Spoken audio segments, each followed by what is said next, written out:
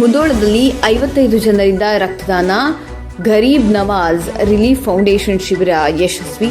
ಮುಧೋಳ ಬಾಗಲಕೋಟೆ ಜಿಲ್ಲೆಯ ಮುಧೋಳ ತಾಲೂಕಿನಲ್ಲಿ 80ನೇ ಸ್ವಾತಂತ್ರ್ಯ ದಿನಾಚರಣೆ ಅಂಗವಾಗಿ ಗರೀಬ್ ನವಾಜ್ ರಿಲೀಫ್ ಫೌಂಡೇಶನ್ ನೇತೃತ್ವದಲ್ಲಿ ಆಯೋಜಿಸಿದ ರಕ್ತದಾನ ಶಿಬಿರವು ಅಂಜುಮನ್ ಶಾದಿ ಮಹಲ್ ಆವರಣದಲ್ಲಿ ಯಶಸ್ವಿಯಾಗಿ ನಡೆಯಿತು.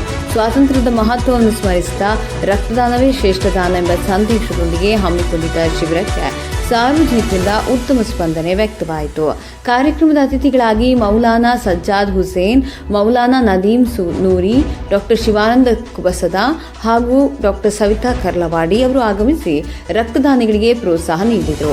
ಅಂಜುಮನ್ ಹಿರಿಯರಾದ ಮುನೀರ್ ಅಹ್ಮದ್ ಮೊಮಿನ್, ಮುನ್ನಾಮುಲ್ಲಾ, ಶಿರಾಜ್ ಹೊರಟ್ಟಿ, ರೆಹಮಾನ್ ಮಣಿಯಾರ್, ಡಿಎಸ್ಎಸ್ ಹಾಗೂ ಸಾಮಾಜಿಕ ಅಭಿವೃದ್ಧಿ ಯೋಜನೆಯ ಚಿಂತಕ ಪ್ರಕಾಶ್ ಮಾಂಗ್, ಜಿಎನ್ಆರ್ ಫೌಂಡೇಶನ್ ಅಧ್ಯಕ್ಷ ಆಸಿಫ್ ಖಾದ್ರಿ, ಅಮಾನುಲ್ಲಾ, ಮೊಹಮ್ಮದ್ ಹುಸೇನ್ ಕುಡಚಿ, ಜುನೈದ್ ಸಾರ್ವಣ, ತಾಹಿನ್ ಜಮಾದಾರ, ರಿಯಾಜ್ ಬಿಸ್ತಿ ಸೇರಿದಂತೆ ಹಲವರು ಉಪಸ್ಥಿತರಿದ್ದರು.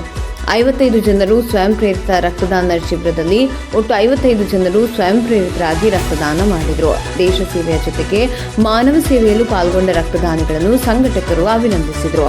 ಗರೀಬ್ ನವಾಜ್ ರಿಲೀಫ್ ಫೌಂಡೇಶನ್ನ ಪದಾಧಿಕಾರಿಗಳು ಹಾಗೂ ಸ್ವಯಂ ಸೇವಕರು ಶಿಬಿರದ ಯಶಸ್ಸಿಗೆ ಶ್ರಮಿಸಿದರು.